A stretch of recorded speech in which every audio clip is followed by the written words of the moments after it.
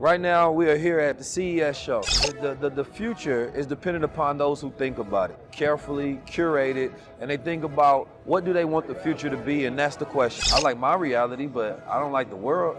You know what I'm saying? About 10, 20 years from now, you can start seeing the side effects. They trying to blame it on mushrooms and cordyceps, but I take cordyceps and they don't do this. This right here is going to change the game. They got all of the metrics from everything from gender ratio, how many males walked in, the attention metrics, probably what you walked with, what you looked at, your emotional expression when you looked at certain products. I think that this is probably the smartest display that I've seen thus far. Hey, listen, man, you can't dream unless you get a good night's rest. Remember that. It's the most important thing. Gotta get them sleep in. Gotta get that sleep in. And this feels good. I'm relaxing right now. What?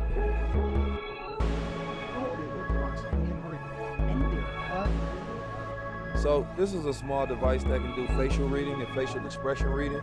So I know there's some people who have resting angry face, you know what I mean? Now imagine if you could play a game, right, which you can, where if it tells you to smile, then it moves it up. We so far beyond what Enemy of the State was, and at that time, that scared people.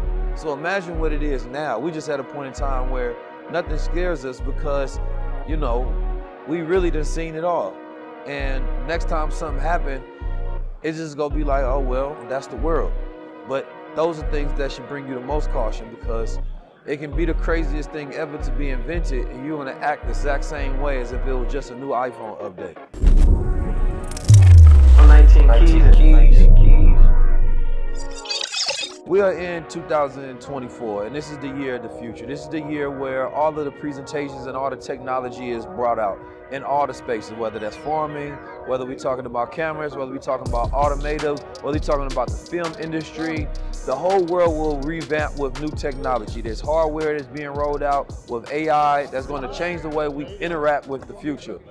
My question for you all is, what do you believe that the future will be and what do you want it to be? If you're not involved in the engineering, if you're not involved in the mechanics of it, if we don't have enough more black people in technology, then we don't actually get a say so.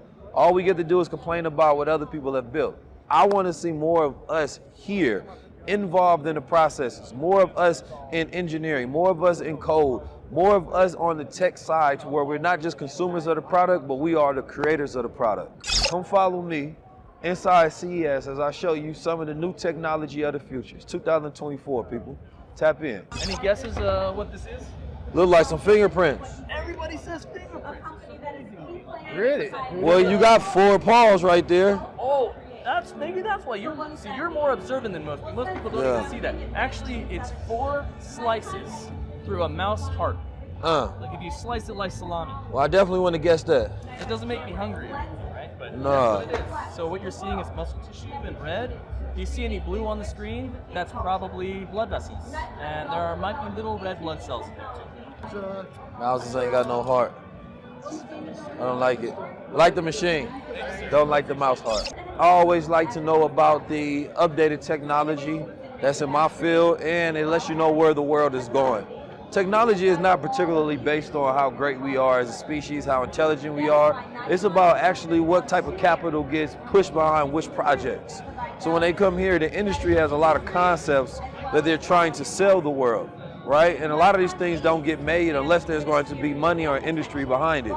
I would love to in the future see more melanated people here. It's mostly Asian, whites, and you're gonna see sprinkles of Latinos and Indians, but you don't see a lot of black and brown people. And this is where a lot of the future technology of the world is determined. So you really can't complain about the world that is, because people always talk about voting. It's like, they say if you don't vote, don't complain about a politician. Well, I feel like the same thing about technology and the infrastructure of the world. If you're not involved in the engineering, the process, the development, the curation, anything, you can't complain about where it goes. We have to stay updated to the technology because there's a war going on outside and we got to know what kind of arsenal we can use and what kind of arsenal they using. Look at this. I seen something that was dope over there at John Deere. They got, like, this is some of the best time I think to get into farming because they got automated farming now, right? They got the automated vehicles that's gonna go in and do all of the engineering, not the engineering, but the plowing for you. They gonna do all of the crop rotation for you. They gonna handle everything. So it's like, a lot of your ideas, you may think, I don't want to buy land, I don't want to do farming. It's different now. You may have to buy land and just buy the machine and then let them do the farming and let them turn over the harvest. So I feel like we got to know about these things so we get to update our dreams and our ideas of execution when it comes to what we want to do, what we're willing to do, how we can do it. It's the future, man. You got to be involved. What's happening with you, good brother? Blessings. 19 keys. Yes, sir. I follow you on Instagram. Pleasure to meet you. Appreciate the work, man. Yes, sir. What's your name? Tommy. Tommy. Pleasure to meet you, Tommy. I think that sometimes we get so caught up in being a talent, we're not thinking enough about the business. And the business side is what you got to fall in love with. You know what I mean? It's not as sexy, but it makes everything else sexy on the back end. Somebody got to create the stuff, and then when you send other people out there to negotiate for you, they're going to filter it based on what they think will work for you. But you might have a completely different idea. And so for me, I want to be in the rooms with the brands. I want to be in the room with the people who cut the checks. I want to be up front close with the technology. I want to do all of the unsexy things that's behind the scenes. So therefore, I have more control over the business, and I ain't got to complain about lack of access. I ain't got to complain about being overlooked. No, I'm directly talking to the makers and shakers and people who make the decisions. That's what it's all about. You feel me? You feel me? I really want us to be interested more in science and technology and engineering and medical fields and farming and all of the things that build worlds. That's what I want us to be interesting, not just being of the world after everything is built. Like if we can really get that idea that it's one thing to complain about the world builders and their agendas, it's another thing to create your own agenda and actually go about world building, city planning, state building, state planning, whether that's federal, whether that's local, whether that's technology, whether that's medical. We're not even a part of the decision-making process, so all we can do is criticize the decisions that's made. I see you go. Since then, he has yeah, you that man. Go, Ichinose. Come on with it, Ichi. Let's go. Let's go. Hello everyone. Man, this is Go Ichinose, y'all. Y'all don't even know. Next generation. That's the next generation project division manager at Nikon. See, this is the thing. Y'all got to know about superstars like this, man. Y'all worrying about goddamn sexy red. Y'all need to know Ichinose. So I think that everyone has already known. I think that you got to find better ways to do these particular type of keynotes, right? And introductions of technology, because you bore people really fast. And then they just keep walking, and then you got these people flying out here 5,000 miles away to talk to 3 people about something that's probably revolutionary, but you're wasting money and you're wasting budget, and most corporate waste budget. You feel me? And that's a problem that I'm not gonna solve by just making some content about it. But if you're smart about the technology, you should be smart about the communication of it as well. And I think transforming the communication of the technology will rapidly advance, you know, I believe you into marketplaces that consumers can understand, and even businesses, because most businesses, you know, they don't understand this shit either. And the people that come here, it's left to them to communicate what they believe is good for the business or for the industry, right? Or, you know, trying to get a budget out of somebody.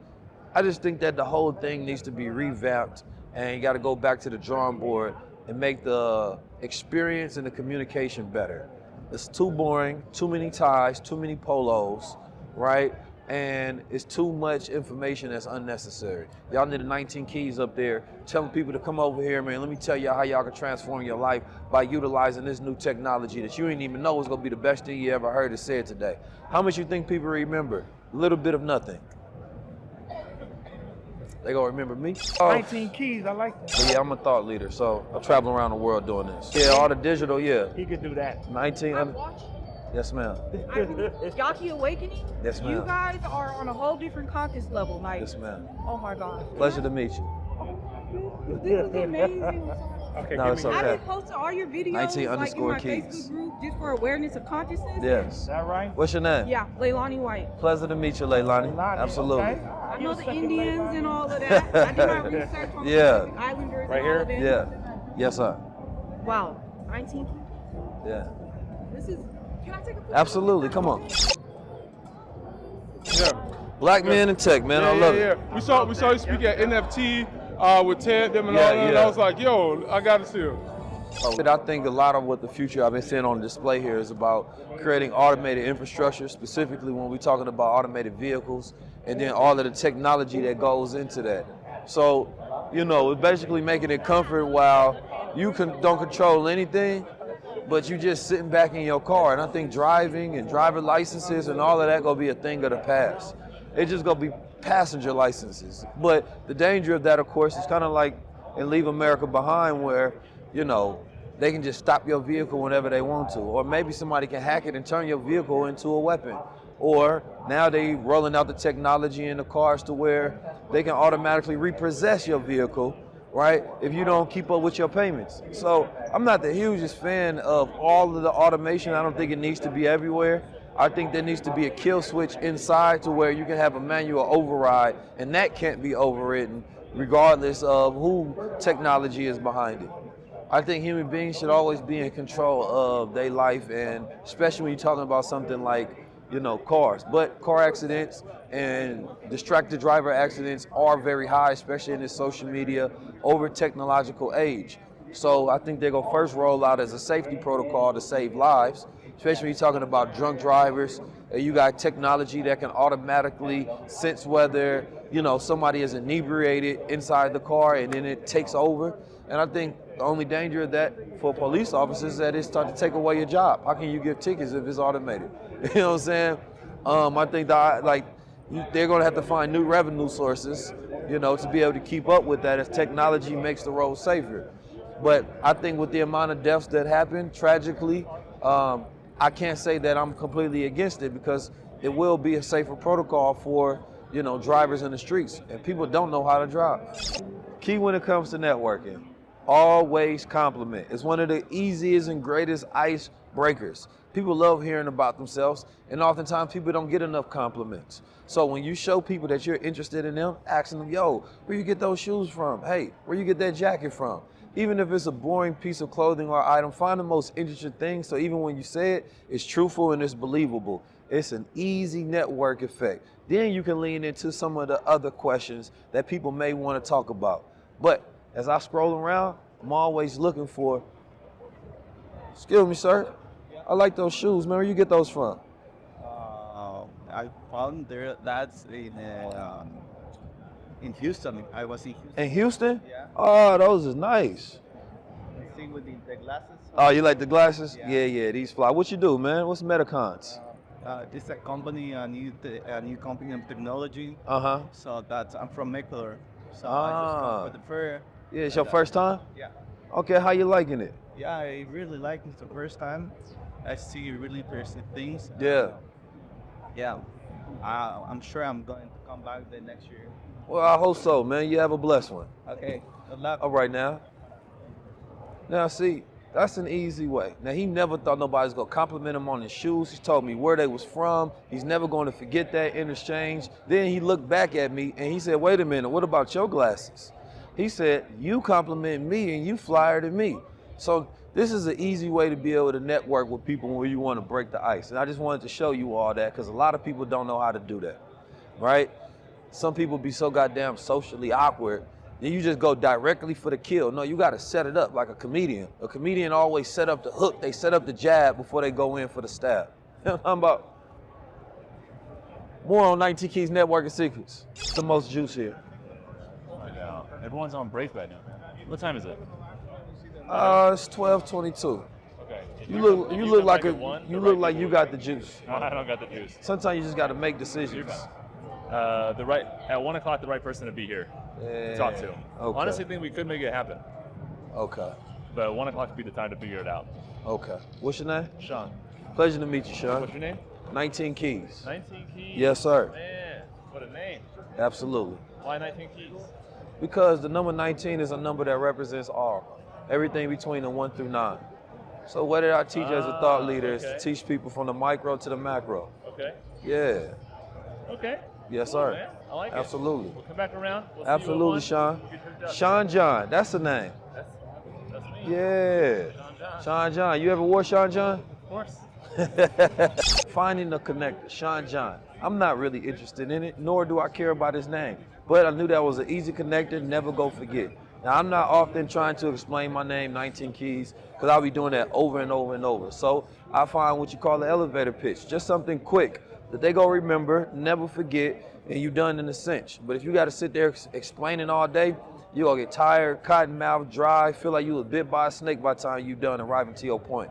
So for me, I like to keep it short, simple, and right to the pimple. You know what I'm talking about? Pop. I don't know why I always want to throw in some Bay Area slang, right to the pimple. This right here, I think, will make it easier for content creators to create movies. Not only will the focus sensors make sure that the depth field of when you look like you actually in the content, to where, let's say, this used to cost, you have a green screen, you have somebody have to create the digital image. Instead, they just layer the image on the background, and it's gonna look like you're actually in that car and you actually driving, right? So for me, this is gonna be the future of content creation, especially when you can go to small content houses, which you can do right now, and you tell them the background that you want, you tell them the scene that you want, and you're able to create that movie instantaneous. I've seen it to where a person had 3-sided LED screens and they did like a whole musical because they were able to constantly create new scenes and change them in and out. I want to see us getting more into the movie making and the media side and the narration, and that's what we're going to be doing at Factory TV. Make sure y'all stay in. Have you played Last of Us before? Of course not. Fair enough. All the controls are here. You need it? I'm just playing with you, Chief. Headphones are there if you'd like any audio. Well, she's swole, ain't she? Huh? Oh, this is an unreleased exclusive this is the of... new game mode for the remaster. Why is she so swole? Is she on steroids? She gotta be on estrogen blockers. This is crazy. She don't even have no breasts. This might be one of them pronoun situations. Y'all can't see this, but she's swole. It's like Arnold Schwarzenegger. I ain't never seen a woman this swole. He had to walk away on that one. How do I shoot? All I want to do is shoot and get out of here. People don't notice I'm actually good at gaming. God of War is my favorite game, to be honest, because it has such a realistic environment and it has a great storyline.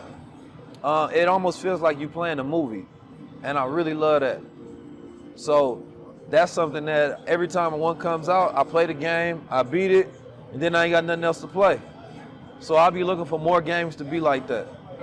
Huh? Like gamers did bad rap. Gamers? Yeah, most gamers are seen as like lazy, lack of social skills, don't have no ladies, be at home just J&O, you know, don't have a real life, and just constantly distracted by entertainment 24/7 and immersing themselves in a false reality because they don't want to deal with a real one. But I think, gamers, I think life is a game, man, and everybody got their vice. Nowadays, at least you can make money on gaming. You know, I think some people really do get caught up in the avatar of their game, and they really love gaming more than they love reality. And you can't really blame people the way shit's set up nowadays. You know what I'm saying? Like, I don't like reality no more. I like my reality, but I don't like the world. But they got gaming tournaments, you can stream. So I think you definitely should look at gaming a little different. So this is what's happening to people in the future, everybody who took them COVID shots. You know what I'm saying? About 10, 20 years from now, you can start seeing the side effects. They trying to blame it on mushrooms and cordyceps, but I take cordyceps and they don't do this. This gonna be COVID. Remember, I said it first. In the future, I believe that AI is going to basically do scene recreation. So you shoot something, and let's say the lighting is off, right? Let's say the depth of the camera is off.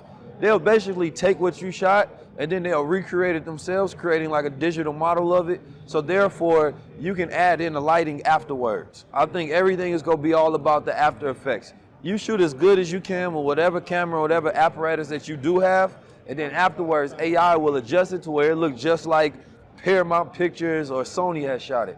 I think that's the future of it. I think everybody's content is gonna look like movies when AI takes over the digital aspect of camera shooting. Because even in an average camera, if you had AI in this Canon, you'll be able to start making changes and effects in real time. But we don't have that right now. There's not been too much AI installed into the camera, and I think that's because they don't want to have to get rid of so much other product that they have, right? So if you start creating AI to where, you know, it's installed inside the tech, Now you're getting rid of the lights. Now you're getting rid of all these machines. No, you can make more money selling 1,000 products than having 1,000 products in one. The different settings of light, so it probably increases the contrast. So going for day, you go to night, you catch you a little night vibe. Then you go in the dream world.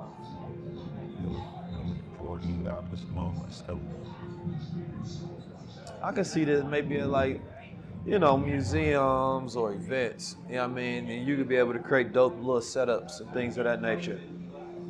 But even at home, you know, I feel like a lot of like the bulkiness of like TVs, I think space is gonna be a big thing. And we probably gonna go to more like a Japanese style of, you know, indoor design to where it's about taking up no space. So things like having displays or transparent TVs, it's not gonna be these big bulky machines anymore. I believe that we really gonna be able to get our space back as technology continues to advance. So behind me, they got the wireless transparent TVs. I'm not gonna lie, I think this is probably one of the more impressive displays that I've seen here. There's so many different ways you can probably go about utilizing this, especially when it comes to having something transparent. It can be a window at one point, then it can turn into a display, right? And they have it to where you can switch it to where it operates good in the daytime because it has a contrast filter to where it can switch and it can increase the saturation and all those filters, on all those settings rather. That one is like one of the dopest things I've seen because it also has the panels that move, you know, some move to the front, some move to the back.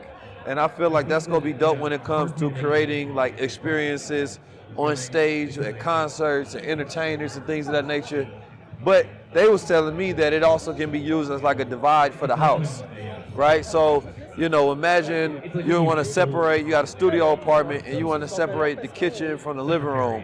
And then you want to put fishes up or you want to put ice or you want to put, I don't know, another display of a living room right there. You can get as creative as you want to. But I just think that that technology is just raw and dope. I think that they got the best one so far that I've seen when it comes to TV displays, especially when they wireless. A little robot TKD. Hold on, slow down, TK. It's my little robot friend, y'all. Unfortunately, robots is gonna be too goddamn normal in the future. I already don't like robots too much just because I feel like they're little surveillance drones and then they dress them up and try to make them look cute. But the reality of it is, that's what they doing. They listening to you, they taking in information, and then one day they might just turn on you. I don't like robots. No matter how they try to dress them up. Man, yes, see sir. you on YouTube all the time, boss. Man, I appreciate it. How you doing, man? Man, I'm blessed, man. I ain't never get a chance to see you in person. I'm from New York, bro. Okay, solid. Let me put my mask on because I can't, you know, people see me talking to people too much. Yeah. But, y'all do security here, man. But I seen you talking to, who's it, Red Pill? Yeah, that's my brother. Yeah, Big Red Pill, right? So I had started a clothing line before, and Red Pill, he was mentoring me a little bit. Okay. Down in Kevin's basement on the Okay, yes, sir. 251 Park. Yes, sir. So when I seen him on your show, I was like, man, like, you know, you don't never really get a chance to chop it with people like that, because, like I said, I come from the east side of Harlem, bro, and I don't know too much about religion and spirituality and stuff like that. So as I watch your page, I be learning so much, bro, and I just be like, damn, bro, it's crazy how you go see somebody in person one day. Nah, that's a blessing running to you, man. Stuff, and I see things like that. I think like, damn, man, am I on that frequency and stuff? You feel me? Cause you on the frequency if you observe it. Yeah. Just if you interested and curious and you tapped in, it means you're on that frequency. Yeah, no. Because there's a lot of people who not, so they literally don't tap into that channel. Yeah, type shit. You feel me? Yeah. What's some recommendations you give me on like on your new videos? Because I've been working so much. Well, we got the man-to-man show. I don't know if you caught up with the high-level conversations, but on my page, on my YouTube page, we got the man-to-man show now that we do. Okay. With me and my brother Steve. I think you should catch those ones. Yeah, I'm gonna get into Yes, it. sir. Let me look at those right now. For sure. I'm about to take a 15-minute break. Do you feel some type of way about like the technology and everything, like with the 5G and how it's going and that? Or was it? Yeah, I mean, it definitely can be too much. You feel me? But that's why we here, because it's one thing to say it's too much, but if we not involved in creating technology, curating the infrastructure, can't really complain about what somebody else built. Gotcha. You know what I'm saying? Like if you look around here, you gonna see most Asians, East Indians, white men. Yeah. You don't see too many of us in this space. Yeah. So we always usually on the consumer side of things instead of the producer side. So I just want to curate and see more of us in these spaces versus when somebody else creates something and we becoming critics of it. Nah, for Yeah. sure. Man, I appreciate it. Most appreciate definitely. the knowledge, bro. Blessings to you, God. Likewise, bro. Dude was explaining, he said that they got a AI connected with a robotic arm that reads your facial expressions and then make you a cocktail based on what it read about you. Now, I think that's a little disturbing, you feel me, and a little dystopian for me. But it also goes into the implications of the power of this technology, how they can be used in surveillance and how they gonna be able to be used in so many different ways that you might not even realize. Like right now, data is given to you. They collect data by the way we give them data, what we do on social media, the things that we fill out, the things that we do. But being able to collect data on someone based on, they seen the way you was looking when you walked into CES, and they can take that cue across, all these other data points across the world to where they surveyed you, and then they take that and run it through AI, and then they get information about your emotions based on what you're doing in public. I think that is dangerous. And that's intrusive, but I believe that that's where we're going. There's so much data being taken by us that we don't even know about. I was just watching Enemy of the State. We so far beyond what Enemy of the State was, and at that time, that scared people. So imagine what it is now. We just at a point in time where nothing scares us because, we really done seen it all. And next time something happens, it's just gonna be like, oh, well, that's the world. But those are things that should bring you the most caution, because it can be the craziest thing ever to be invented and you're gonna act the exact same way as if it was just a new iPhone update. Stay tuned, stay aware.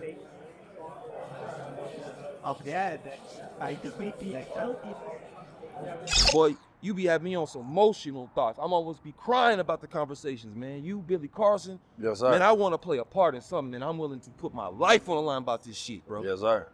You tell me what the instructions, what is the platform, what is the blueprint for me to get my daughter, my young woman who don't understand what we're going through in life. They don't want to study. My sisters out here, man, I'm trying everything I can, bro. Everything I can to be an example. And it's been hard. Mm-hmm. I've tried everything, bro. It's killing me. Yes, sir. It's killing me. I work for these people out here. They pay me good money. I'm a sound technician. I'm like Busta Rhymes, everybody. Mm-hmm.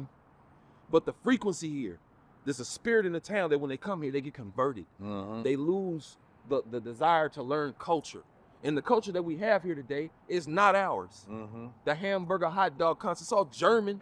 And I be trying to tell people that they get angry. Like people get angry at the truth. So I'm starting a podcast, stacking up my money. I'm gonna buy my own airtime on the CW. Me and my partner are going in. We got a podcast coming up called Get the Fuck Out of Here, where we analyze shit for facts. If it ain't facts, we hit the sample, get the fuck out of here. That's some fake shit. That ain't for my people. That ain't no food for thought or food for spirit. I can't do nothing with that. So I gotta get around people who can give me the blueprint and the syllabus to educate. We actually building a channel for individuals such as yourself. Okay. And better than YouTube, because on YouTube they give you a certain CPM and you don't get paid everything you supposed to. You know what I mean? We go do it in a way where individuals such as yourself, right, can be, in households across America or across the globe, but for content that we rock with, right? Because I'm gonna be in control of the, content quality to make sure that we filtering it out, and make sure that the voices that need to be heard get heard. Right. So if you actually go through creating it, because most of the time, everybody got an idea. Right. That's the problem with the world today, is we think we special because we got ideas. Right. You can only be special when you execute an idea. Right. You know what I mean? You got the heart, you got the passion for it, but I'm gonna tell you at the same time, when it comes to family, man, if you constantly surrounded by the environment that makes you sick, you gonna stay sick, even if you taking medicine.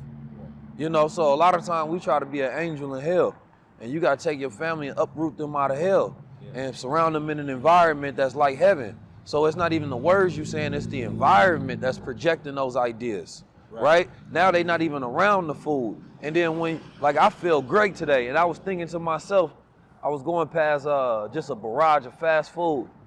It was a donut there, and I'm like, I feel so goddamn good, right? That I know that if I eat this food, it almost feels like, I'm disrupting my temple. Right. You know what I mean? But if a person never felt that good, they don't even have that same level of integrity when it comes to that interruption of their body, that interruption of their mind. If you have peace, you go look at things that's gonna cause war, stress, and anxiety as the enemy. But if you ain't got no peace and that's what you used to, then that's normal. So when you try to teach somebody and give them light, most people won't take it if it's somebody too close to them, right? So they have to see it. And as you continue to be an example, right, that's all you can really be as a light for others. And when they ready and that soil is fertile enough, they gonna take it. You feel me? But as a man, yeah, this ain't our world. Right. The reason we came to look at the technology and we to remind us, like, we can complain about the world that is and we can build our own world. Right. You feel me? Like, it's takeover time, as my father liked to say. Yeah. You feel me? When a man got the power, he can get you out that situation.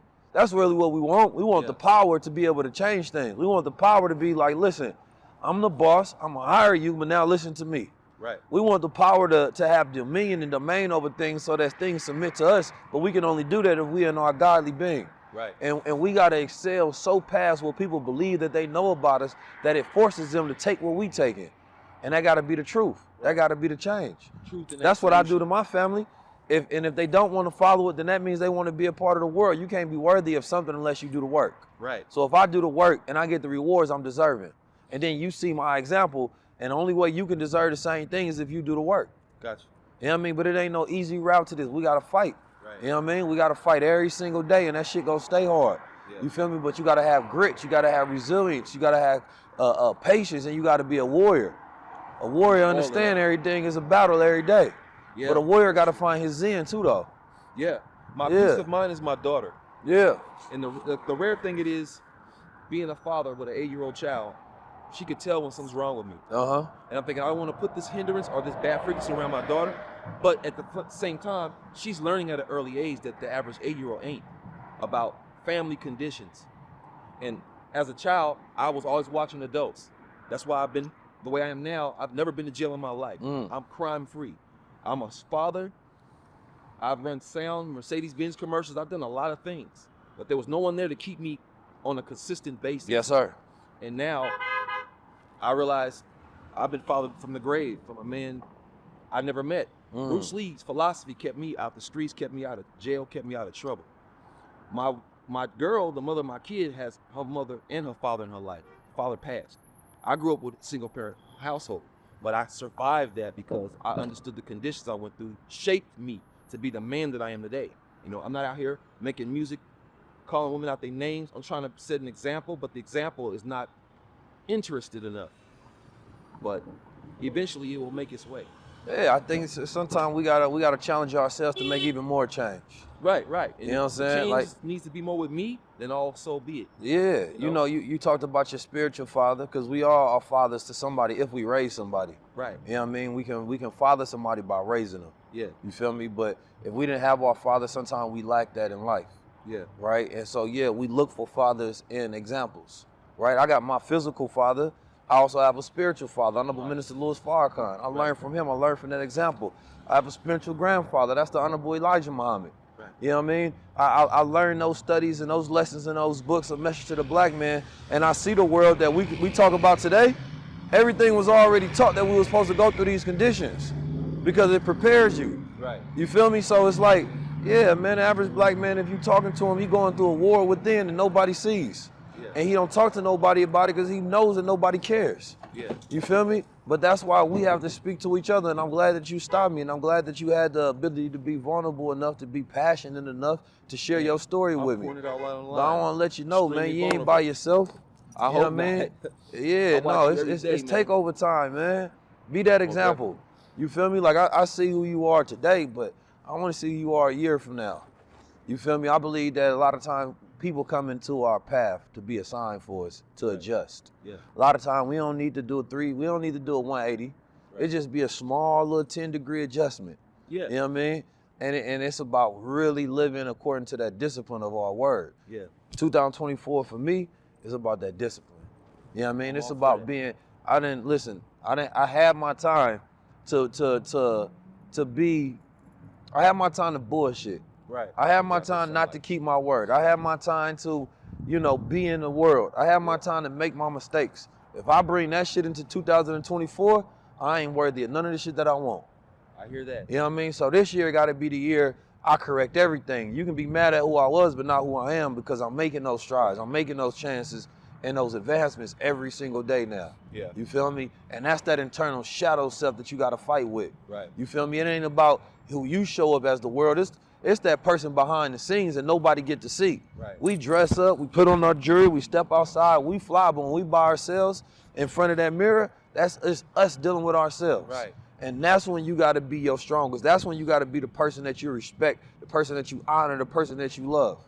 You feel me? And then when you step out in the world, you gonna shine 10,000 times more, and people gonna recognize that you must have did some work that they ain't never seen. Yeah. So it ain't the work that you did with these companies. It's all about that work that you do within. And that's what I'm on. Yeah. And that's the message I got for everybody. You ain't got too much time to be waiting to do that interior work. Yeah. That exterior design, we've been working on that our whole lives, trying to look good on the outside. Right. But on the inside, man, it's a mess. Yeah. You know what I mean? Let God clean you up. Become a God. Tap in. I'm on the path. I feel good about it. Like I said, the only thing that's attacking me as far as the energy is the environments I go in. It's like me speaking righteous, a bunch of brown people who want to eat off the plate of ignorance.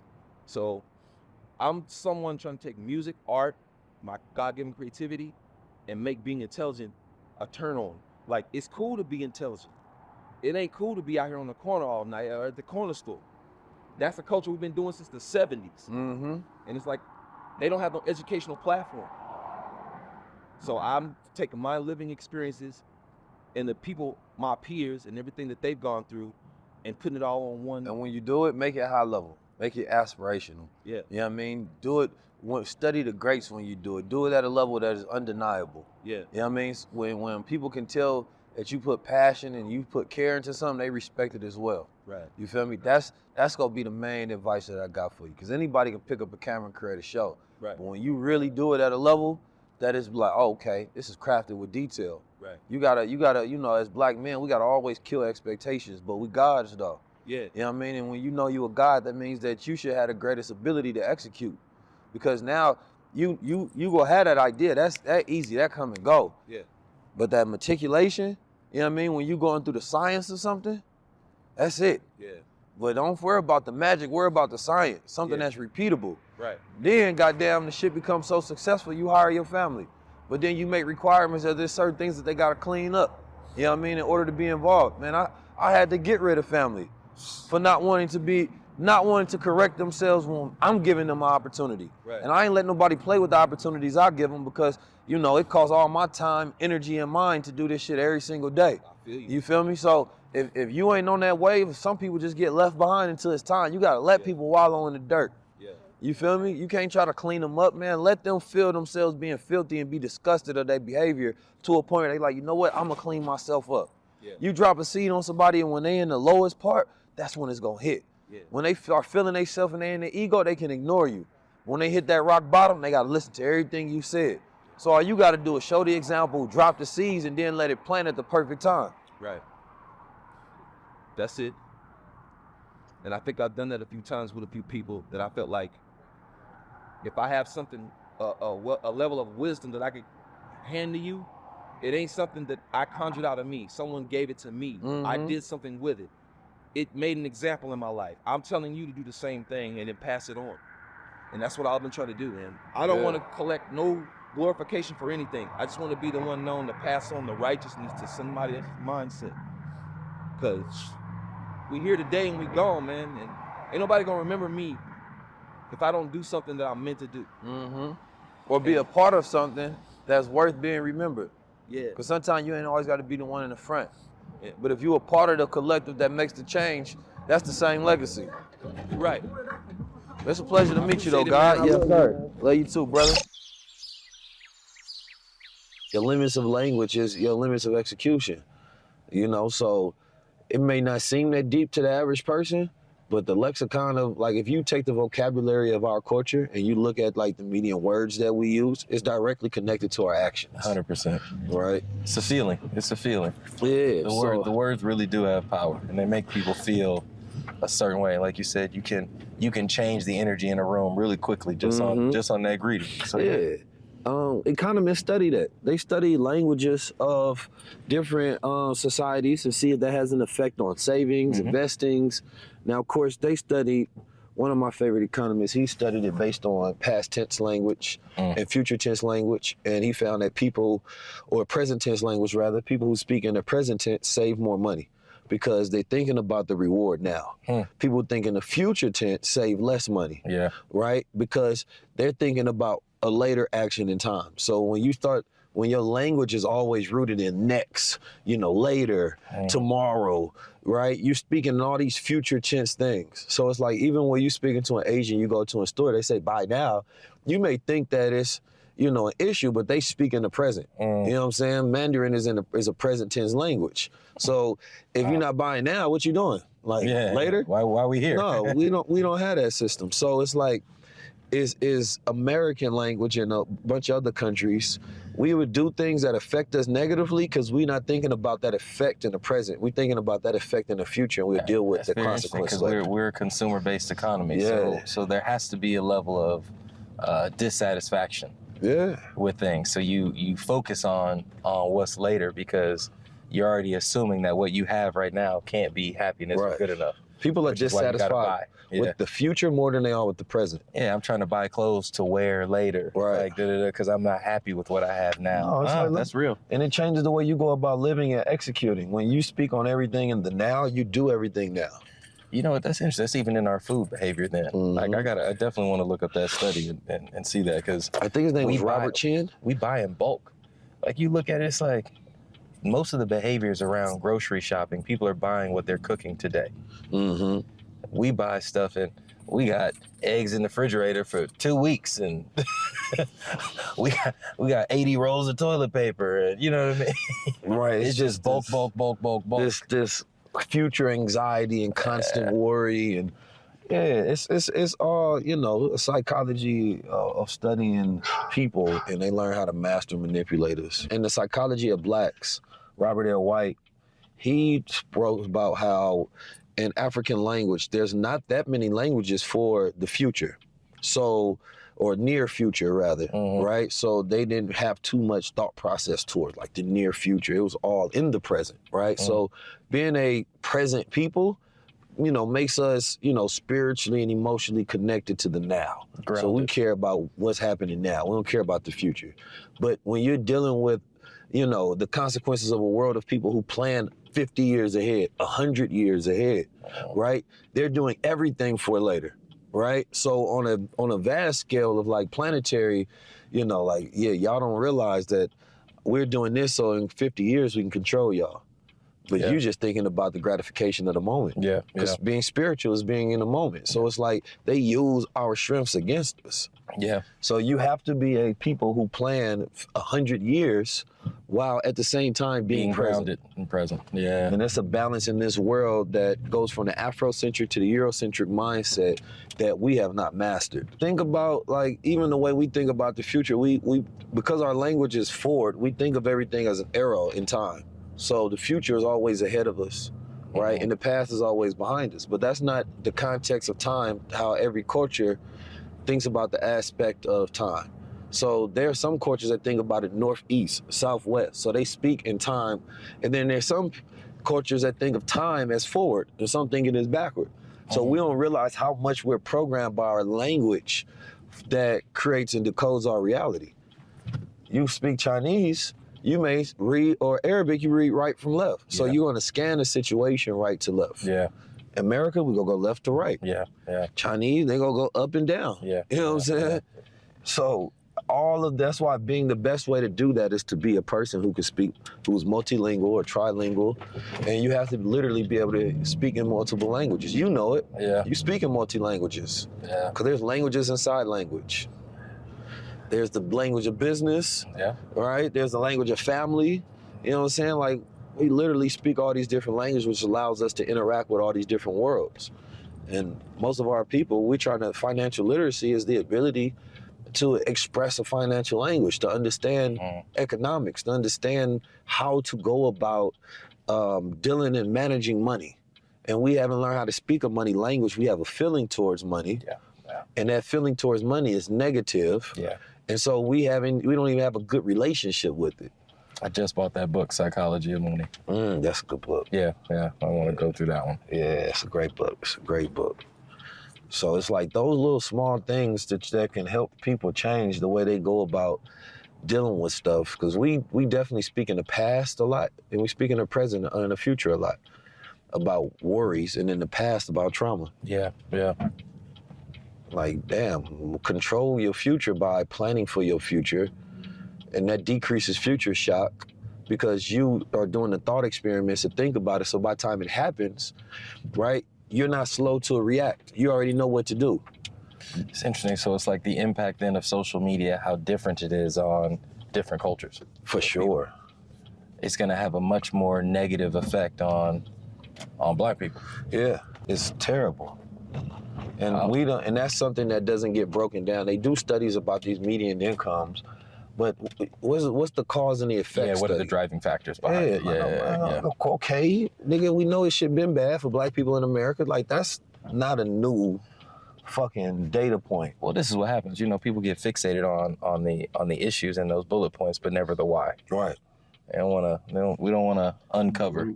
Yeah, we don't want to get to the root. You know, it's like, that's where accountability goes, and it goes beyond Black people. Yeah. So the one thing that we learned in corporate and in marketing, it was 5 whys. Keep asking why. Yeah. Why? And then you get to the root, and then you're like, okay, like, right. There's my strategy. There's my theory of change. You know, nobody actually does that.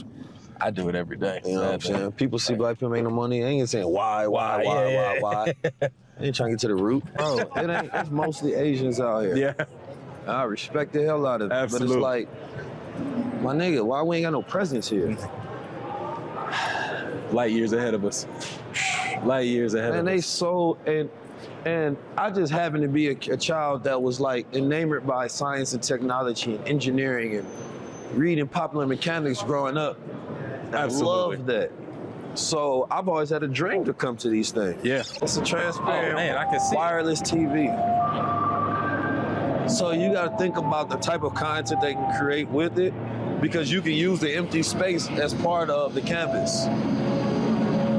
So it can be used for buildings, fighters, shows, all kind of stuff. And see, this is like a panel slide display. I can just imagine concerts going to different kind of levels. But imagine this is a stage. Are they moving Yes. Wow. Imagine we doing storytelling in front of one of these, and it's changing up. Look at this. You got motion. Now you're walking through a forest. You are. Bro, it's just this setup right here in a studio. Crazy. This is the coldest thing I've ever seen. Yeah, this jaw dropping right here. They ripped out the background and then just isolated her, so where that's all you see. Let me get to the back of this so y'all can see. So, and now it's gonna turn into a window. Yes. Can't even see me. That's a $10,000 TV. It's the alpha card. It's not for betas. It's literally the alpha plus able drive to new possibilities, what they call it. It's the future mobility concept that focuses on quality of time spent on the road, meant to elevate the passenger's experience, both inside and outside. Right now, they got a nice matte style with a nice futuristic couture. And on the inside, they have some of the transparent screens that you can utilize both as windows and game console displays. Yeah, and you got thermal, mugs that you can have in there, or it can deliver your controller if you need it. This is probably one of the more formidable things that I've seen here, and I think LG has stepped into the future, and they stepped on a lot of other brands when they did it. And that's why they call this the alpha. You know what I'm talking about? Because they able to do it, and the rest can't pull it. She is changing the wave when it comes to content creation and curation, especially utilizing assistant AI. Able to be able to create smart displays that can sell the food for you and advertise while you're looking at the food. Come check this out. This is smart, especially going into the future where there are automated stores and there's not going to be clerks inside. You may ask a question and the smart display can automatically give you the answer. This right here is a great example of the technology in use made by LG. This one also has secure facial recognition based on biometric authentication. So everything over here will be secure. Now imagine these smart stores in the future can even recognize you when you walk into the store and create an experience that's tailored towards you. We already know that they're already doing it towards such as home technology, chips, all sort of different things. Creating these automated experiences for customers to be able to consume products while creating content as you having your shopping experience, I think will increase sales and increase the experience at stores or cafes all around the world. LG is trying to change the game when it comes to having immersive experiences for everyday things that you do. This right here, this is very interesting right here because this will do behavior analysis of the customer as they walk in. Now, even having technology to recognize when you're sad, when you're happy, things of that nature.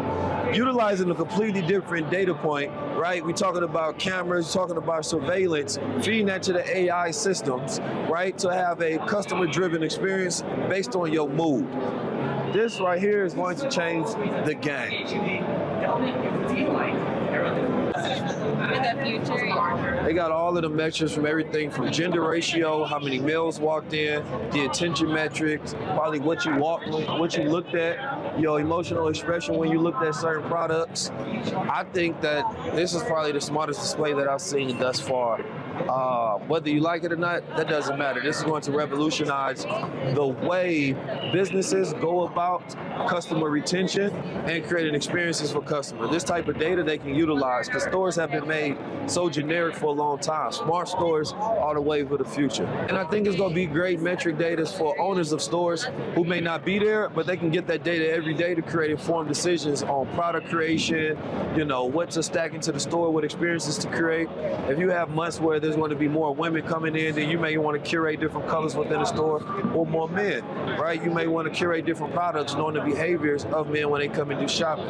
I was saying this is just a display of how behind we are because America's so developed. You have to tear down our infrastructure and rebuild it.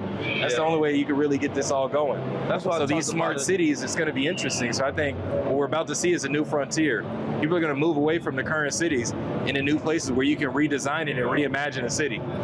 Middle class is forever going to be changed because it's going to be technology based. And this is literally an experience of what you're seeing from sustainability to the future of experience and technology. This is wild. This is wild. We really should be thinking about just creating new cities. Yeah. Because you can't bring this into LA. Nah. You'd have to tear it all down. You can't build on top of it. I feel like it's kind of like what they do with the robots, the food robots and stuff. They give you a little bit here, you start seeing it. It's a lot more work to take out than put in versus just building. We don't even have fiber optic cables across America. You know what I mean? We still having trouble with 5G. So it's like there's so much more that has to be done, which is why you're seeing places like in Africa, in the Middle East, they're building these smart cities with this because it's a clean slate. There's actually there's a curse with already being fully developed. Yeah.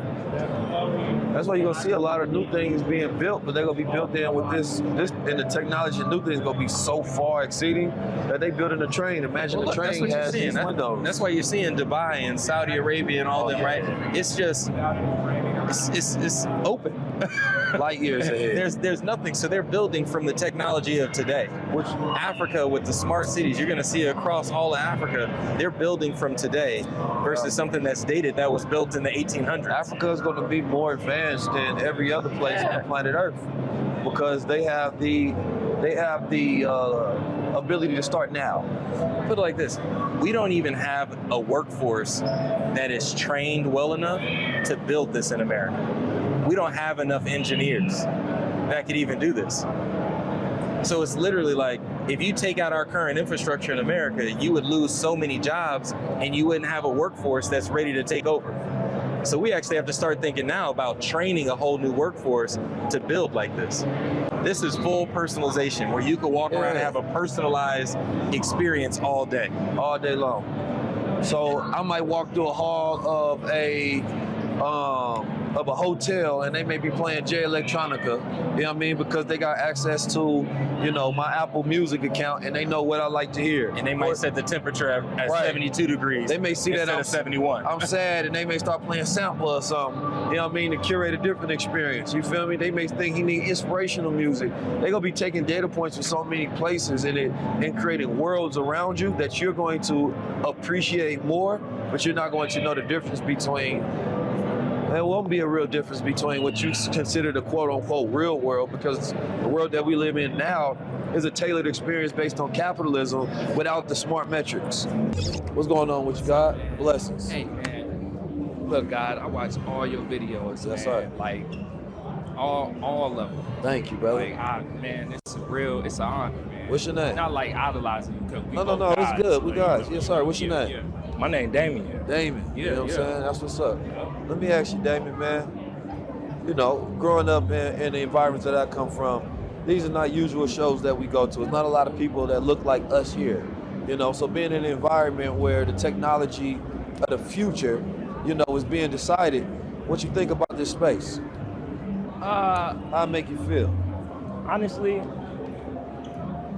kind of disgusts me a little bit because it's taking over everything. And then if you think about it, it's a lot of AIs, and they push the AI as if AI is it. AI is the new god. So, and I gotta guard a lot of booths, so I know like they got a lot of cloning stuff in here too. So you know, honestly, I just feel like it's another way for them to showcase something they stole from us, bro. Hey, I appreciate you, man. Please keep doing your thing, man. Yes, sir. This forever. Man, this really yes, made sir. my day, man. I appreciate that, bro. Man. Pleasure to meet you, God. Love, God. Yes, sir. Stay on your journey. Appreciate it, man. I see it in you. So you see how fly I am right here? This the best this screen ever looked. First of all, let's talk about that. You know what I mean? Now just imagine me in your living room. You know what I mean? This is about the best you gonna get in life. It's real high level. Check out these pants, first of all. These pants is crazy. You know what I mean? Got the 19 keys over here. Yeah, man, the glasses. Oh, the crown is hitting like it ain't quick. You know what I'm talking about? Yeah, I'm talking about real ism though. Oh, wait a minute. Check the West Oakland swagger though. Yeah, like that. Yeah, don't play with him. Come on, man. I had enough of y'all. I mean, welcome to the future, y'all. This is everything right here. We stepping in. They told me I put that thing on, so you guys see it. Oh, they done cut me off. Huh? We need that new battery. I need this one. I need this video. But I think the battery went out. I done shut the system down. So how's your, let me get into my content now. How's your CES experience? I like it because it's AI focused. Okay, that's what me and you talk about. It's how AI is going to take over all these opportunities. And like as I said, that's all they're talking about right now. They got AI fortune tellers. They got AI data analytics. They got AI cars. So everything's powered by AI, man. AI is the future. Right here at CES, where they show the future. Yeah, it's happening right now. So look, man, you got Bitcoin exploding up right now. We wish him taking by the end of the year what we see with the crypto prices. All right, so we got the ETF there for testing. So that means that anybody that said crypto was a scam, it's over. Right? You cannot say it's a scam no more. So that part's over. So what's going to happen is people right now they're trying to sell it. After this kind of like goes out of the market, what's going to happen is that it's going to be a huge influx of money. We're going to see a 20-30% decrease from what we are today. I say it's going to be at like 85, 90 by this summer, end of the summer. But at the top of the cycle, I think 250. So that's like, I think late this year, early next year, we're going to be at 250. Maybe we'll go far deep. Hey, man. Yeah, I'm talking about you taught it from God ears to yours. What they say, God voice to yours, something like that. You know what I mean? Go take some of your money, go put it into one of those accounts. I don't care what the amount, take a percentage of your portfolio, diversify your supply. We like to talk about it. I mean, but that's the idea. Creating a future that people care about. Impactful sustainability. Even this display of Panasonic is going to be one of the most memorable ones. Before I seen the technology, I seen that they cared. And that's what we care the most about. You know what I mean? Do technologies really care? Or are they only technology companies care? Or are they only creating products, right? For the bottom line, which is the dollar. And we have a world that's constantly greedy. And the people are the ones who have to live in the future that's wasteful because we're constantly creating things that create more problems. Listen, here at the CES show, or even when we talk about technology, we talk about future, my question is always to you, what do you think the future will be? If you have no idea what the future will be, you cannot complain what happens next. I'm 19 Keys. This is your Earth. Decide. If you went to China, you can probably fill a stadium with engineers. In America, if we tried to get black engineers to fill a stadium, we would definitely not probably even get the first section of the stadium filled. It's not enough of us in the space. When we talk about the median income, the problem is that we're not connected to the things that give us the best income. Engineering, technology, right? Those type of fields where our education matter the most and we're gonna get the best ROI. So the goal is really to be able to create a model of the brain from patient data. So directly from the patient data, we are able to recreate a 3D model of the brain, and then on top of that 3D model, we're able to run simulation. So simulation could be physics simulation, fluidic simulation, electrical simulation.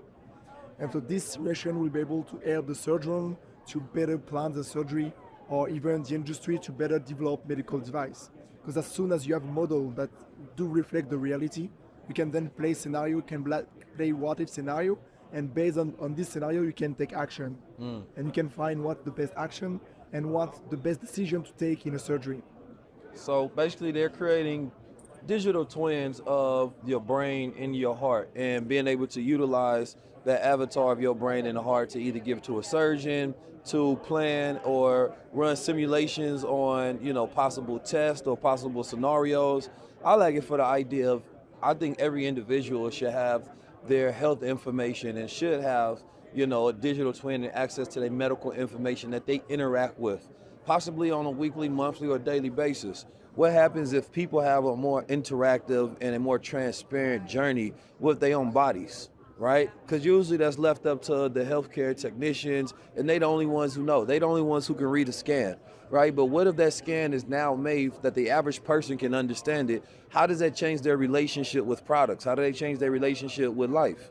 So this is what I've been looking for is in the health field, where are we going to see the advancements? Because, especially in America, we have one of the most viral and disease societies and populations. And I think it's because we get to ignore what's happening on the inside. And so we take care of what's happening on the outside, right? And we love beauty in the form of cosmetics. But the inner beauty has to now be within the health and the transparency of your own journey of your life. Can it recognize trauma in the brain? Yes. So basically in the model you will simulate the trauma, and then you will simulate the surgery on top of that. And then you will just choose, then the surgeon will be able to choose what's the best surgery to do. So is it just for specific for surgery and surgeons, or is it for lifestyle adjustment? So when you go back to that brain scan, that trauma is no longer there? So far it's mostly for to plan the surgery, yeah. Okay. And also to help medical device company to develop medical device. So this is a B2B company. All right. Thank you there, Chief. They're showing them how they can take a scan of somebody's brain and then you can play around with that imaging. But this will more so be for surgeons, in the medical field, utilizing these type of images. But like I said, I think it's going to be great when people can have scans of their own bodily functions. And it shouldn't be just people who have got a degree. It's your body. You know what I'm saying? You should know everything. I want to see what my lungs look like. You feel me? I promise you it'll change the way people will live. We get to ignore the inside for so long that by the time it matters to us is when it's too late. And that's an analogy for probably everything. Age of immortality is upon us. Personalized healthcare, being able to utilize your information to inform you about your lifestyle. Like I said, I think the worst thing about society today is that we get to ignore what's happening on the inside. We eat the hot dogs, we eat the sodium, we eat all the calories, we eat all of the sugars, we eat all of the dairies. And as long as we don't have to look at what's going on inside our bodies, we don't have to see the decay that's happening, then we can ignore it. Only time we get to see it is when we get up in age and it piles on into our stomachs and it piles on to the waist, right on the backside and things of that nature. Now you can't ignore it because it's happening on the exterior. So I believe that personalized healthcare is going to be a key thing, and especially where you have a decrease of population, because there was a baby bust and it's not that many people being born, they're gonna really be focusing on longevity of population versus size of population. The thing that's gonna happen is gonna be a transparent moment in history where we get to understand the why. Why happens and why it happens. So if you look at some of the places in America, Dr. Amos is famous for doing brain scans of patients who had trauma, taking them through a lifestyle adjustment and being able to fix the trauma in the brain. So when we're talking about mental health, you have to absolutely understand that there's a connection between brain health. That's the experience that we go through a trauma. That's from the things that we eat. And when you go to in poverty environments, you're going to find all of this trauma. And if you focus on curing the brain and the bodily health, on the nervous system and the brain functions, you're going to find correlations of economics there, things that you cannot ignore. Same thing when you talk about, prison and violence and recidivism rates all throughout America. We have way too many unhealthy individuals and way too many in-prison individuals, and those things can change the dynamics of environments. There's no reason we shouldn't use our technology to create a utopia where everybody is liberated utilizing this technology and not just a few who can afford it. Those what they call bio-wearables. Being able to put these wearables onto your body and it start to take markers for your health and then inform you about your health. Now, what's been really, I think, big right now is things like the rings, but now they're talking about putting them on your body, which probably going to give you a lot more accurate scans and readings. Facebook has a display just for one product, not for the whole entire thing. But it'd be interesting to see. Apple's going to be a huge player in this space, and all of these technology companies are becoming medical companies because they realize that they have the data. You know what I mean? And that's what you need the most to inform people about their health and starting to create these consumer products and get people to be very health conscious, specifically, of course, which is a good thing. But, it's because they have the data that's hard to compete with. And they know how to utilize that data and inform people on how to buy products based on them managing their health, them being obsessed with their health. I think we're going to have a self-obsessed society about health at one point in time. And not only that, it's going to force all of the food companies to change the way they do food. There was a report that came and said that 90% of fish, chicken, and even vegan products have cancer-causing, ingredients or elements within them. So I think that the population have figured out, listen, no matter who you talk to, everybody unanimously agrees our food is poison. Some people either don't care, and some people feel like they have no alternative, or eating healthy is too expensive. So I feel like in the future, though, people are going to get tired of that. And at some point in time, companies are going to have to address the problem that people don't believe that their food is safe and healthy. Hey, listen, man, you can't dream unless you get a good night's rest. Remember that. It's the most important thing. Gotta get them sleep in. Gotta get that sleep in. And this feels good. I'm relaxing right now.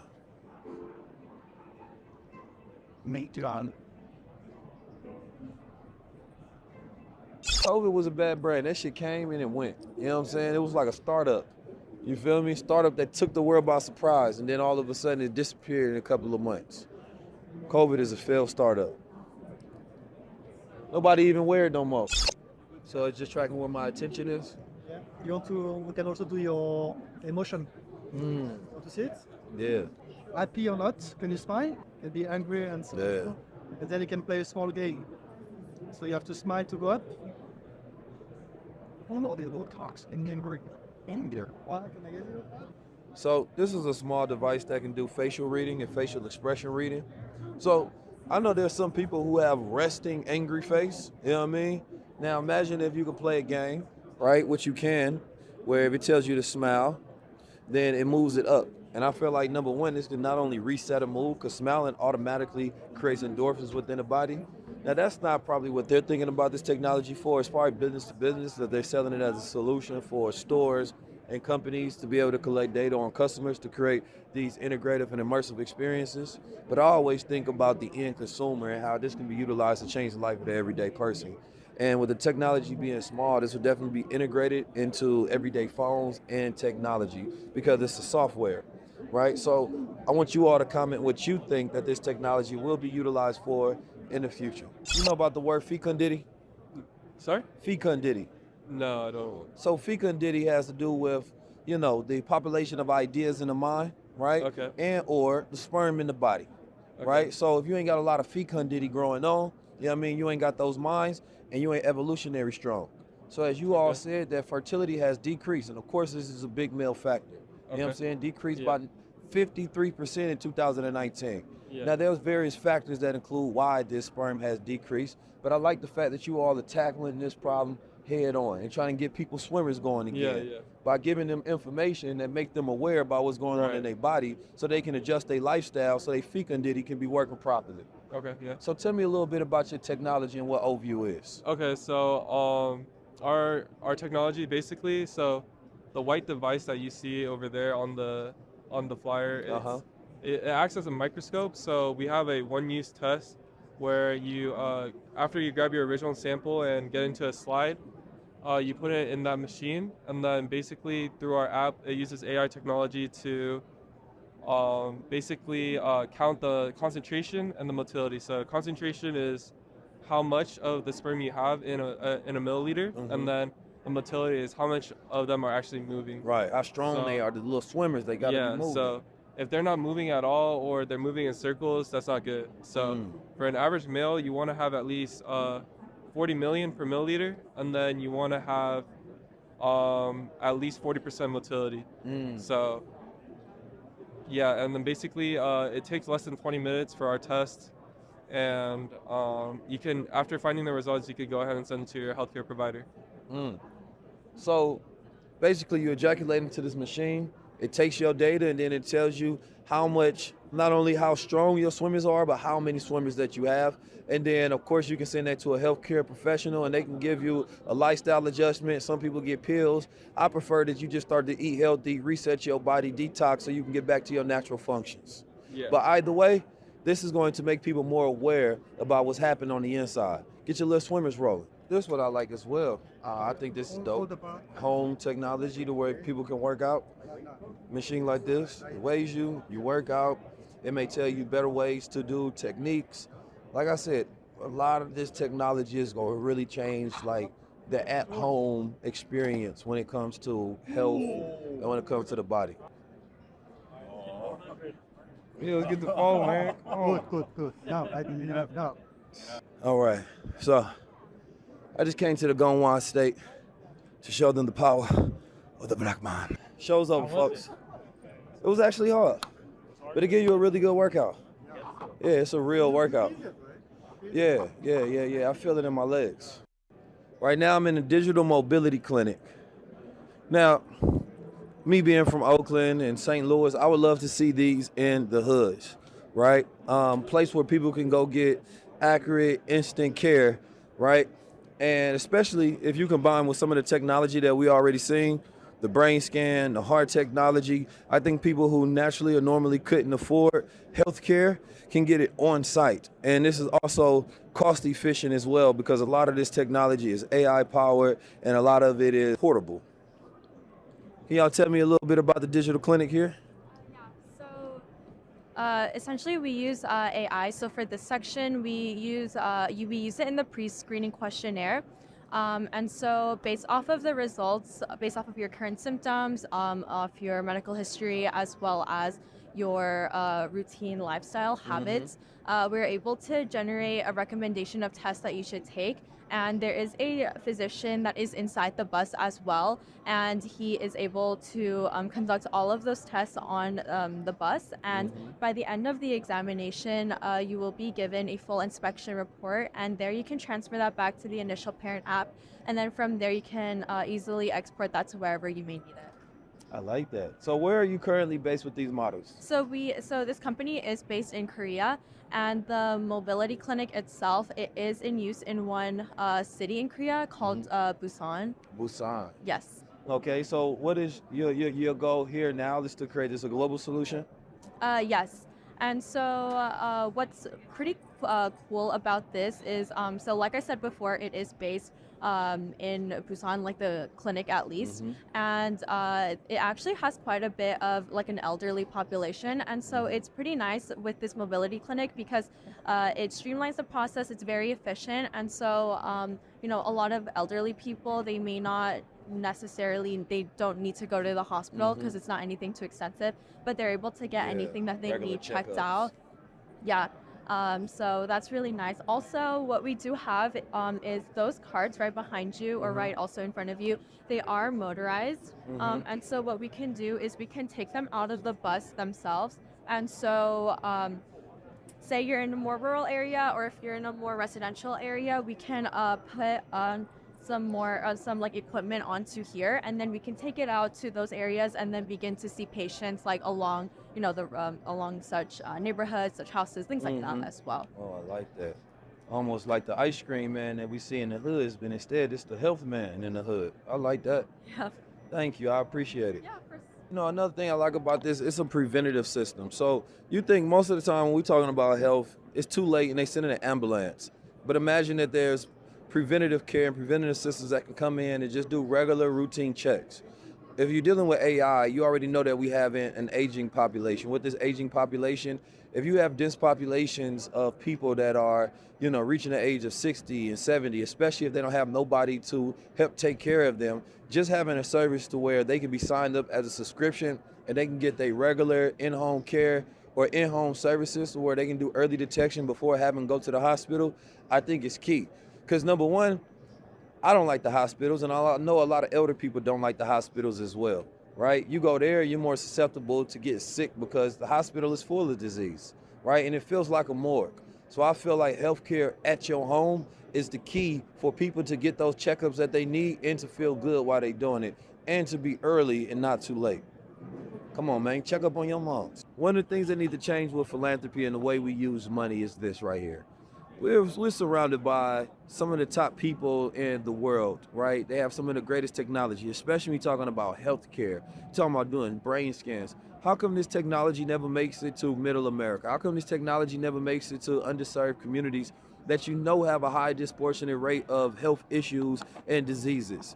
If you want to do philanthropy, why don't you go direct to the source? Why don't you set up some of these mobility clinics where they have technology infused with AI that can do early detection systems to where you actually help improving your end consumer that's consuming your product, right?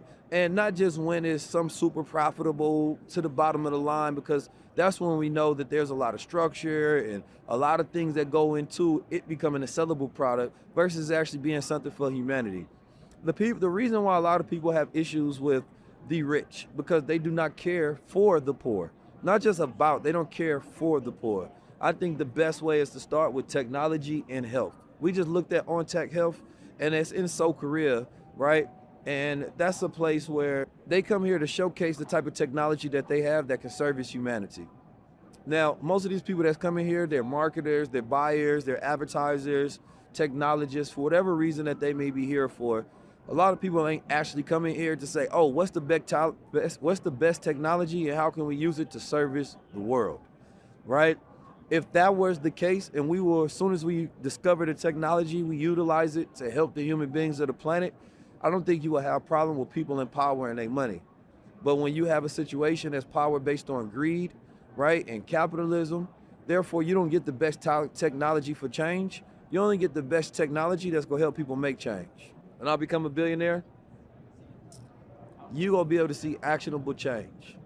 You be able to go through the hood and be like, oh, that's 19 Keys digital healthcare facility that does early detection for elders and people. You gonna be like, oh, that's 19 Keys brain scan facility that's in the hood that help decrease trauma, by having these systems that deal with brain health so that we know where all this mental health issues is coming from. You should see real tangible things in the world. And we just don't see that. Whether it's bureaucracy, whatever it may be, I don't care. If you can tear down your competition to build trillion-dollar companies, you should be able to tear down the infrastructure that stops you from helping people as well. Look, you gotta get me sleeping on one of these. Now I'm talking about you want your dream to come true, help me dream too. That's what you gotta tell the people. Listen, man, you gotta have game when you come here to exclaim. You gotta hit them with an exclamation so they know your proclamation. You know what I mean? I walk in here like a declaration. You know, feel me? I'm good for the decoration. You know what I'm talking about? I'm from Oakland. That's why I'm so well spoken. You know what I'm talking about? I hopped in a black line that don't stand for token. Yeah. You laughing, but I ain't joking. Express for select. See, when you come in, you got to have a certain demeanor and confidence. It ain't too many of us here. But you got to make it clear that you got to be treated the right way wherever you go. Did you try one of these out already? Yeah, you can try it. No, I said, did you try it out yet? I did. How you feel? It was really nice. It's really good for the spine. Did you dream? Really relaxing. What did you dream about? I didn't fall asleep, but I have seen some people falling. Ah, okay. Soccer tree, I like that. Yeah. Take some gold water, do one of these, man, I'm in lucid world. So this is the Serene experience. Costs about $6,000, and it's really supposed to be for spinal health. And it gives you a massage while you lie down, and I believe it has reclining activity as well to adjust position. Now, $6,000 is pretty costly for the average person to be able to buy one of these. So you're probably not going to be their customer. But I'm gonna be honest, man. Anything that give me a better quality of life is worth it. I feel like they could have had better TVs for this. Let me go ahead, relax it out, and max it out. And I ain't getting no massage yet. Where my massage at? Did she cut on no massager? Yeah. Right. Yep.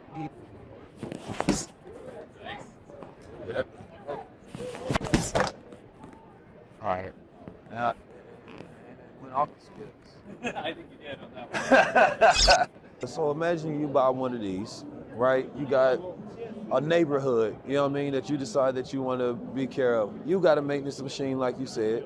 You take the machines over, and they're cleaning the pool, so the owner is not responsible for dealing with any of it. Because even automation doesn't mean no maintenance. You know what I'm saying? It's low maintenance, but it don't mean no maintenance. One thing about people that's trying to get, you know what I mean, luxury is they don't want any maintenance. They'll rather somebody else do it. So having a particular company that specifically deals with no maintenance subscription services, such as cleaning a pool, but you're utilizing the robots coming over people's houses every Saturday, and when it's not cleaning, you take that robot and you go clean somebody else's pool. You clean out the robot, you deal with the maintenance of it, and then those people is constantly dealing with that. So you're taking a $1,200 product, maybe you're charging people $50 a month. You know what I mean? Whatever it costs for the cleaner boy, you take that, you decrease the price by 5 times. You know what I mean? Put them on a prescription service, you get paid for forever just by maintaining robots. And imagine you doing that for neighborhoods and neighborhoods and neighborhoods, and then you paying people to maintenance it. Man, you just getting paid for automation. I love it. These dogs been around for a minute, like little surveillance dogs, but they don't really have that much other use case. Guess that's all you would need. Look at this man. He must not have seen Black Mirror. Look how he's looking at him, bro. Relax. All right. Look, he's trying to warn you, bro. Stop playing. You can't feed these. It's a robot, bro. Oh shit, he just jumped. Oh shit. I think solar generators on the top of your car is apocalyptic proof type stuff. You know what I'm talking about? Like, you got all your appliances that you may need to cook, for living, for chilling the food, whatever you may need, even entertainment if you get bored during the apocalypse. So being able to have, you know, a solar roofing on top of the car, just being able to generate that and being off the grid, I think these are the type of things that are worthwhile, you know, investments. Come on now. This Explorer 1000 watts. All right, it got the capacity for 2 weeks of outdoor life. Hold on there, Chief. Let me go on here, pop up in here real quick.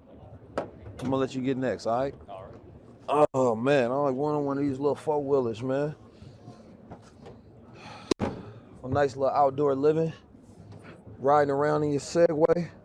See, this is the type of stuff, you go buy you some land and get you a nice 40 acres, you know what I mean, a mule that they owe us.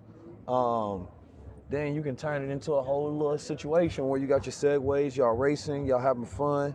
You feel me? You can turn that into a business by itself. I think the one thing people need to focus on, especially when it comes to land, not only the farming, and that's 100%, right? The agriculture, the farming, all of those different things, but also how to create experiences on land. Now you got influencers that can drive people to a place, right? They can get attention. You can use independent media. And now how do you make money off the land? Because we need to own more land, but we need more ideas for monetizing that land as well so we can make it a profitable situation. It's one of the best assets that you can get. So I can't wait till I get so much land, and we're gonna make it look cool, because we're gonna do what it do on it. Yeah. Like this. He does high level conversations, right? Yes, sir. So high level conversations, y'all definitely need to tap into his platform. Like he's a yeah. So for our generation, like millennials and stuff like that, he's getting a lot of the content and stuff that we talk about out.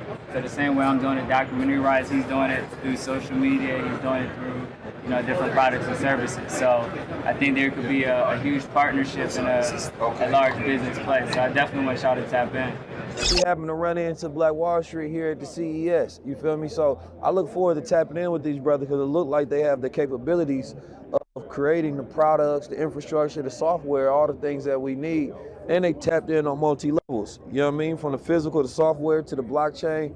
So a lot of the ideas that we talk about that we want to implement, we don't always have people that can build that infrastructure, right? Especially people that speak the same language, understands us, and can customize it based on our needs for the future. And we don't talk about the future enough, so therefore we don't have much plans for it, so we're not building for it. So I look forward to building with these brothers, spreading the light, man. We tapped in, we at CES. Make sure y'all lock in, do your homework on these good brothers, because I'm going to do mine. Man, listen, I don't know who hurt Honda, but they came back with a vengeance. Man, this is cold. Oh man, that's a cold piece of machinery right there. I ain't gonna lie, man, I might have to get me a Honda in the future. You know, when Future says she'd rather cry in a Honda or a Ferrari, I think she might don't mind being in that Honda no more. I think it was something that Kanye West said. He said you gotta democratize taste and use taste not as like a separator, but use it as a unifier, right? And I feel like a lot of people haven't been able to afford their true taste level. When you get money, people start to buy the things that they truly like. But why not scale down taste to make taste more affordable? So, you know, that old line that they say you rather cry in like a Honda or a Maybach. Well shit, if the Honda look like that, it's an equal playing field. Why do you think we put it in here in the middle versus on the outside? Well, I think space. Space, how so?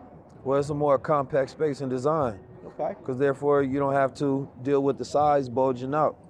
And then this one actually seems lower to earth than the normal ones that I see as well. Because sometimes you got the height issues when you deal with the large carrier vehicles. So there we go, right? So by placing everything more into the middle, it's more centralized, keeping our center of gravity more low at center, right? If you're talking about a big box like that, you're gonna load up with a bunch of weight. We're gonna want to try to minimize and keep that as low as possible. So with this is two 79 kilowatt hour batteries. They're OEN, so they're actually lithium iron phosphate batteries. So there's two of them stacked on top of each other, 158 combined. Right now we're giving estimates of about 5,000, charges. So napkin math over the 365 gave me about 13.6. So I should expect about 13 years out of that battery. Now, on a single charge though, how many miles are you going to get out of that? Again, range is 110 to 200. Obviously, 110 to 200 miles. It's going to play an input in that. Obviously, I'm sure weight is going to be in there as well. Like max payload? 7,300 pounds on the payload. Okay. A vehicle like this. But with another little thing about the sleekness is if you have the box or the flatbed or any other outrig on top, what's nice is you will be able to drop this skid plate that protects it underneath. And then you only have two brackets in the front, one in the back, to actually easy service the battery if you did have any issues with it. You don't have to keep everything coming off to be able to get all that. Like I said, I think that this is the side where you start to get into some of the businesses. Everybody get what they call it, the CL8 license. What's that called? The city CL8 commercial driver license. Anyway, I think that spending $60,000 on this, even if you're splitting that up with the homies, let's say you got 6 homies, everybody take $10,000, and they buy them a truck, right? And then you run routes on that. Come on now, that's money you got in the hood. You feel me? And that can be broken down between 12 people, and then that's $5,000 for a $60,000 vehicle or 80. However many people it is, I think we got to start practicing that sort of economics if we want to start making a dent in the median household. Start automating this income. As the world starts to change, you want to get into the services of change. Overall, CES is a place worth coming to on multiple fronts. we look at technology, and by the time that we get it, it's being marketed to us. By the time we get it, it's packaged in an advertisement, and they're trying to tell you what they want you to think about it. Here you get to kind of see the raw of it. Whether you're talking about healthcare, whether you're talking about automotive industry, whether you're talking about software, LiDAR technology, things that you may not even be thinking about, they are building. And there's businesses that you can build out of this technology if you start to get in here. You can talk to people, you can partner with them, and you can think blue sky, meaning that you can think bigger than you ever thought of. I've seen entrepreneurs that look like me, melanated, that's been in this industry and been making waves, but probably don't have the exposure that they need. So it also puts me in a chair of thinking, okay, what's my responsibility to make sure that when we talk about being black in tech, we talking about not just the consumer side and not just reporting on it, but creating it and producing it, and also having an influence of what's created that's tailored towards our needs. It's a lot of AI technology everywhere. It's a lot of so-called smart home. But what about the specific problems that plague us daily, black and brown people, especially when we talk about healthcare, especially when we talk about the disparities, especially when we talk about mental health. I believe that we can utilize a lot of this technology being updated to solve some of our problems that's been age old that we ain't been able to tackle. So this is why you may see me at places where it ain't nobody else that look like me, think like me and talk like me, but we gonna change that game and enter these spaces, infiltrate, take over, and advocate for us to have exposure and what exactly the future is gonna be based on it being tailored to our needs. And it can only be there if we have the knowledge. This is where job creation comes from. You know what I'm saying? I want to be in the infrastructure. I want to be in the process of creating the assembly lines, putting together the systems and the institutions that we can create our futures from. A lot of this had me thinking about some of this technology infrastructure. As I was talking to my brother Keenan, you can't even use this in certain places in America yet because the cost of creating new infrastructure for new technologies is too overwhelming. But when you're thinking about creating coalitions like out in Africa, this is where I believe a lot of this technology is going to end up. That investment in the data that they're taking from Africa right now is just scanning to figure out how we're going to build this. If you're going to look at Somalia, they've done it over the last 2 decades. It don't look like what you think it does. They got a digital cashless society that's being ran right now. And they're using top of the line technology, and that's going to be all over Africa and all over the continent. So we gather information, we gather the resources, and then we make informed decisions about our future that actually impact us. Make sure next year that you stay informed, at least to our content, or make sure you come out to the CES show as well. Give yourself exposure, and I promise you to change the way you think about your world and the future. Peace. 19 keys. I went to the CES show. How many people ever been to the CES show in Vegas? You got maybe 2 people. It's funny because I only seen like 2 black people at the CES show. Out of 10, and then one of the sisters, I don't know, are you black? No, see, no, she not black. They next start. It was only one black person in here that said, yeah. Damn, I thought I was about to say 2. I had to cut down on some stats on that one. But it was sad because we have so many discussions about what we know about technology. And I went to that room and it was so much that I learned that I didn't know. And it started to close this gap and it started to change my perspective, right? There was technology that was geared towards wellness, right? There was technology that was geared towards wealth. There was technology that was geared towards farming and sustainability. There was technology there that was built by minds that don't look like us. And we don't understand it at all, so we don't even have a true opinion on the producing side. We only have an opinion on the consumer side. And they're not even making products directly for consumer. They're doing it business to business. So they can't even have a conversation with you unless you have a business that can even intake their technology and use it. See, the one thing the enemy knows is he doesn't have to be the smartest person in the room, but he does have to listen to people that are smarter than him or her. They build the technology, he buys it, he uses it, stamps his name on it, and then you give him credit for the greatness.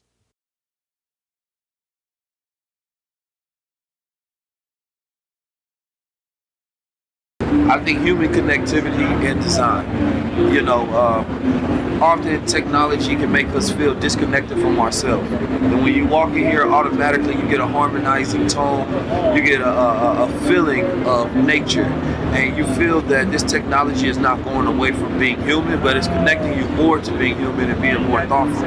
So even when people go about designing your booths, especially in technology, you should really think about the human aspect of what does the technology make people feel. Steve Jobs did the greatest job on the planet Earth when it came to connecting emotions to technology and getting people to feel a way about devices. And I think that if we continue to think about the human being and not just the product, people are going to make better products for the human being because you add in the empathy of what it means to be human and not just what it means to make money. Here you pick up a Canaricoin and you vote for which one you think will impact the future the most. A waste-free, which is a future optimized, predictive, and efficient, so that waste just no longer exists, getting rid of waste altogether. And then you think a circular economy, a future of no end in product life, but a continuous cycle of repairing and updating. Kind of like having software updates on your iOS, where you don't have obsolete models that you have to keep buying, constantly utilizing resources. Or decarbonization, the future where there's a balance between manufacturing and the natural world. I think just off top, I like circular economy because I think that's where a lot of the waste goes. Number one, I think decarbonization is not something that most people understand. One that will impact the future the most. It's going to be very hard to get rid of waste. You know what I mean? Because we are a wasteful society. I think it's about taking that waste and recycling it and figuring out sustainable ways to where you can utilize, everything, and only utilizing materials that can be utilized for something else, the next stage. So instead of just thinking about the creation of the product and the end product being sold to the consumer, what happens after the consumer consumes that product? Now, where does it go, and what's the life cycle of that material? Keenan had a different thought. He said waste-free, right? I said circular economy, just because what we see is planned obsolescence all the time. It's planned waste. People are planning to waste just so that they can sell you something, take the profit, then figure out how to sell you something again, and then the problem becomes the waste that's left over. So I think if you focus on circular economy, you're going to automatically stop wasting so much material and resources. Yeah, I think the good thing about it is these are all three ways of getting to sustainability, right? So all three are great. The only reason why I pick waste-free is, to me, real sustainability is only using what you need. And so we get to the point where we are eliminating or having overconsumption or buying things and throwing things away. We've now gotten to the point where there is no waste, and that means you're at the most sustainable state you can be. But the question is, what will impact the future the most? Absolutely. And I think what we have to do right now is we have to preserve the resources that we have. So we need to eliminate waste. Wouldn't the start be creating circular products so that they continue to be used, so you don't have to create industries that thrive on waste? 100%, but right now we're worried about clean water, right? We're worried about actual positive soil. A lot of those things are happening because of the waste that we're having. We are over-consuming, so we're over-consuming what the resources are of the planet. We need to start using less to actually preserve them. I like that. I'm glad you took my thought and then added on top of it and then arrived to a better conclusion to say what I was saying about circular economy. You're brilliant.